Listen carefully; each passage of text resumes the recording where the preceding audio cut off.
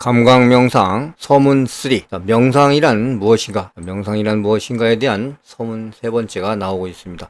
명상이란 동양 종교의 은자들이 추구하는 위한 종교적 인식인가? 고대로부터 전해오는 명상에 대한 신비주의적 통념은 그릇되어 있다. 명상은 신체 훈련을 자각, 통합하는 과학적인 훈련이다. 명상은 본질적으로 감각을 개선하기 위한 감각 훈련이다. 역사적으로 인간은 육체와 정신적 특질의 존재라는 이원론이 지배해왔으며 육체적 감각은 형이상학적 정신에 비해 항상 열등한 것으로 경시되어 왔다. 특히 산업시대 이후로 팽배한 관념주의는 사고를 인간의 유일한 특질인 양 규정해왔다. 뿐만 아니라 육체적 쾌락을 죄악시해온 원시 종교의 잔재는 아직도 뿌리 깊게 우리들의 잠재의식을 잠식하고 있다. 관념 및 물질주의적 문명이 발달하면서 우리들에게서 사라져간 것은 통합된 인간으로서의 전인적 인간성과 기쁨과 활력을 주는 건강한 신체다. 다시 말해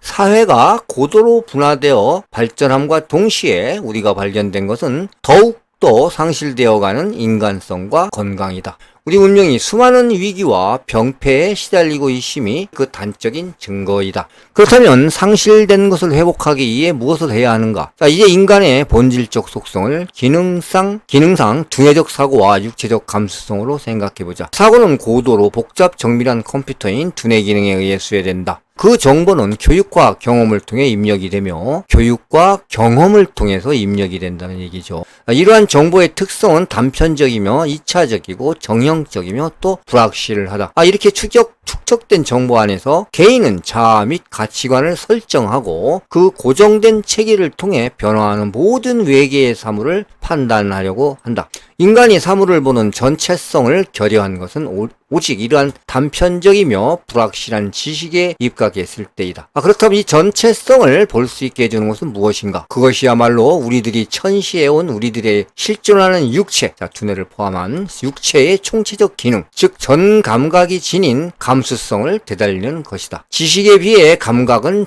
즉각적이며 전체적이고 또 직관적이다. 감수성의 개선이야말로 우리들이 오랫동안 잊어버렸거나 무시해온 가장 중요한 인간성을 회복시키는 유일한 방법이다. 인간에게 자연과의 교류를 가능하게 하고 그 아름다움과 다양성, 풍부함을 감수시켜 삶의 순수한 기쁨을 향수할 수 있게 하며 모든 위대한 예술을 태어나게 한 것은 바로 이 눈떠 있는 감수성에 의한 것이다. 육체는 그 전체가 하나의 커다란 감각 메커니즘이며 모든 감각이 통합된 시스템으로 움직일 때 최대의 기능이 발휘가 된다. 신체를 구성하는 수백억 세포는 살아있는 감각 단위로 각기 세포의식을 가지고 있다. 이 세포들의 의식을 의도적인 지각을 통해 일깨우고 서로 연결시켜 전인적인 사고로 고치하는 것. 이것이 바로 명상이다. 현대인의 에너지 편중된 에너지의 사용은 신체의 자율신경계를 침해하여 여러가지 생리적인 밸런스를 깨뜨리기 때문에 과도한 오염물질의 섭취와 더불어 신체를 불건강하게 만드는 주어인이 되고 있다. 또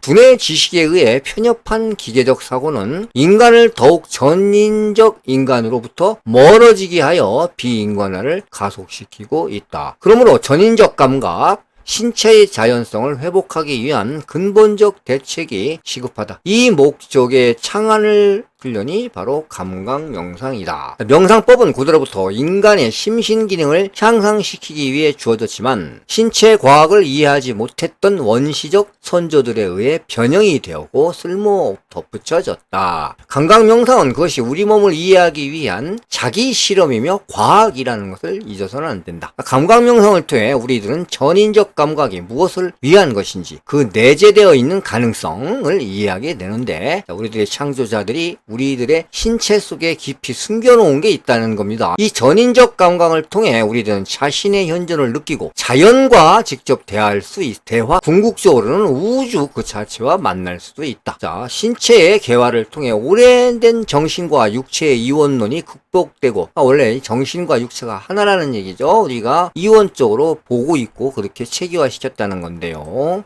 인간은 전인적 감수체로서 육체의 물질적 한계를 초월해서 스스로 자각하는 무한의 일부로 존재할 수 있게 된다. 한 줌의 물질로 된 집을 지닌 우주의식이 현현 그것이 인간이다. 감각명상은 육체의 건강을 되찾아주고 삶의 풍부한 기쁨에 눈뜨게 할 뿐 아니라 전인적 인간성을 회복시켜주는 피로 불가결한 자기 훈련 도구이다. 한국 라일리안 무브먼트에서 썼네요. 자, 프롤로그 자 살펴봅니다. 이 책의 저자 클로드 라엘은 경주용 자동차에 관한 잡지의 편집인이자 기자로서 활동을 하고 있을 무렵 1973년 12월 13일 프랑스의 클레롱 페랑의 한 사화산 분화구에서 우주인을 만납니다. 그리고 두 번째로 75년 10월 7일에는 비행 접시로 불리는 그들의 우주선을 타고 그들의 행성을 방문했습니다. 자, 많은 사람들이 그 TV를 통해 그가 특이한 체험에 대해 이야기하는 것을 본 적이 있을 것입니다. 프랑스 TV에서 많이 나왔습니다. 다른 행성으로부터 온 엘로힘이라고 불리는 이 사람들은 라헬에게 1년의 특별한 메시지를 위탁했다. 그것은 진실을 알리는 책적 설계라고 하는데요. 우주인은 나를 그들의 행성에 우주인을 맞이하자 이렇게 3권의 책을 출판하게 됩니다. 이 메시지는 우주인들이 어떻게 지구에 오게 되었으며 고도로 진보한 유전공학 기술을 통해 지구상에 그들과 닮은 인간을 포함한 모든 생명체를 어떻게 창조했는가에 대해 기술을 하고 있습니다. 또 지구상의 모든 중요한 종기동 문헌, 성서를 포함해서 문헌들이 사실은 이 과학적 창조를 묘사하고 있다고 설명을 하고 있습니다. 자, 구역상서 중 창세기 편에 태초에